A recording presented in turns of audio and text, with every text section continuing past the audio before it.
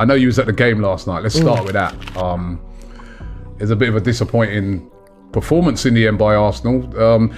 Another one of your old clubs as well, Newcastle. I know you weren't there long, but Newcastle winning that game 2-0. They're in the driving seat now.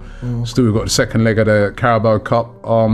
Is it done for you? Or what was your views on the game? I think when you look at the game and you kind of, sit back, we had the chances, especially in the first, say, 15 minutes, 20 minutes. We could have got ahead.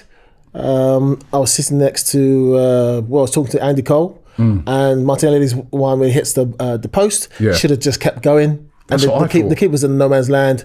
The defender, training defender, is way behind.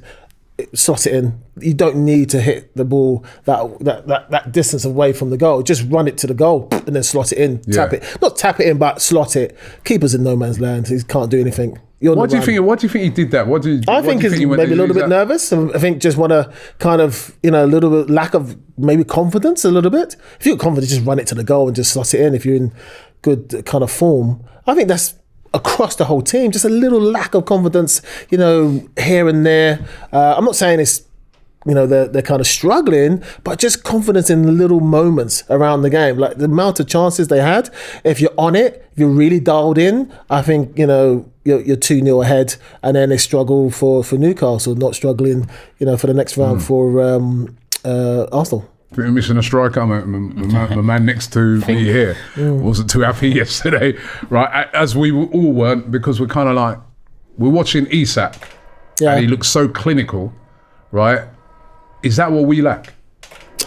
Watching Isak yesterday as a defender, what they should have realised is that he's lively, and he's moving all the time. So you got to get into the kind of frame in mind, thinking, right, this guy moves. He's not going to be like, just typical, just stand in one position. He's moving all the time, and when he gets a chance, he's skinny but he's strong. He's kind of lightweight. I could think you push it off. No, you can't. So, and then when he gets the angle right, it's on target. That's it. And he's sniffing around. He's waiting for the opportunity, like all good centre forwards. How does he get in that position? Yeah, because he's on it. And you've got to be aware of, like, where is he in the box? So when the ball drops to him, he's alone.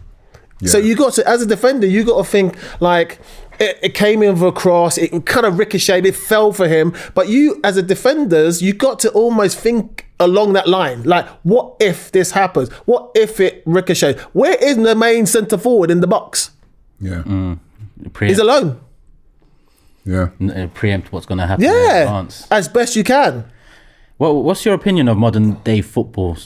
So in terms of system based, when I look around world football now, there's not much quality in comparison to 20 years ago. Top 20 list of centre backs, quality in abundance, forwards in abundance. Yeah. Now you look at it and it's more cogs that come in and fit in.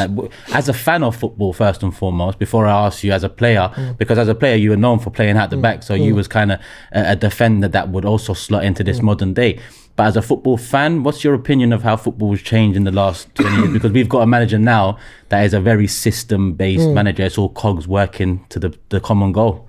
Yeah, I think for me, the kind of the individual maverick, the thinking outside the box I'm not saying it's gone completely, but it's I'm not saying it's rare, but it's when it does appear, it's like, oh my God, like, yeah, the thinking outside the box is great. Yeah. Like, for instance, there was a corner and then they took that for Arsenal, they took a short corner. I said, oh right, wow, you're thinking outside the box. You don't have to follow the hymn sheet all the time, you know. Let's like change it around because Newcastle said, let's put something else. I like that. They actually thought, let's do a short corner. That kind of like really I really enjoyed seeing that. I think for me, yes, it's slightly different with the players. You know, you had more characters. You had a lot more characters. For sure. I'm not saying the characters completely disappear, but you had a lot of characters. And I feel comfortable with characters. You could have good character, bad character, whatever. So, you know, as soon as you get on the pitch, I want to see that personality. And that's what it comes down to, like really winning things.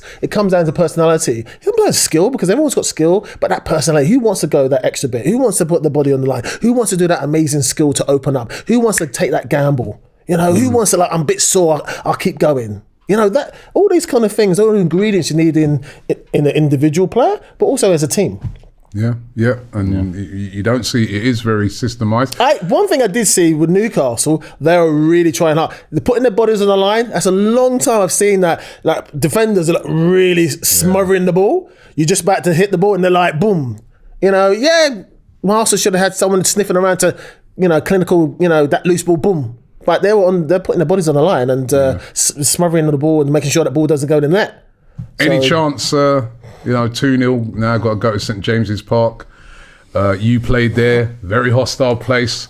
Unlike what we do, where we put the fans right down below and they can you make loads of noise. You're in the gods. We're up in the god, literally in the heavens up there, right? So it's going to be a hostile atmosphere, but they haven't won nothing in a long time. Do you think if maybe we went there, got an early goal or something, that could put the nerves on them? I think it depends how you start. You know, it depends if you're going down. Like a lot of people don't really know, there's a massive hill there. You know, they like to switch round and play a massive up. hill. There is a hill. There's a slope. Okay. Yeah, you didn't realise that. So there's a slope. It slopes off. I'm so high up when I go there, I can never see those stuff. You know what I mean? It's a slope. So everything just looks flat. The whole world looks flat. No. They're one of the last clubs in the Premier League with a slope. Right. And it goes, so what they like to do is sometimes they like to win the toss and then turn around.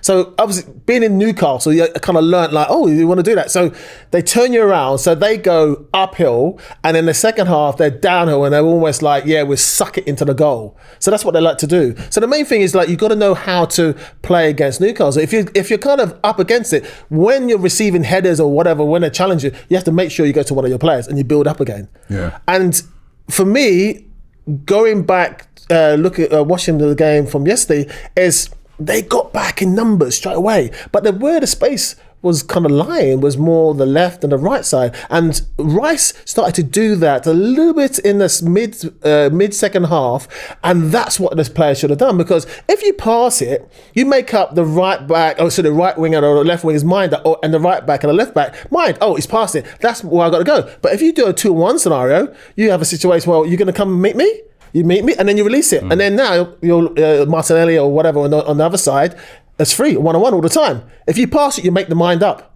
That's what it is. Rice has started doing it, but they could have done that a lot more in the game, and I think they got more joy. And then when they're in there, it's a cross, it's a cutback, you know, that kind of stuff.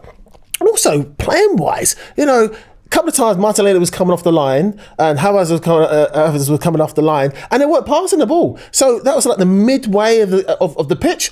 What that does is chip it, nice, good ball, quality ball. You never know what's going to happen. Foot race, tackle, in the box, whatever, throw in. But what that does, it pushes back their back line. And then all of a sudden, you can have it short. How many times they tried to play that, the couple of players come from outside to in, no one played the ball over the top. Like a good, lovely kind of ball over the top.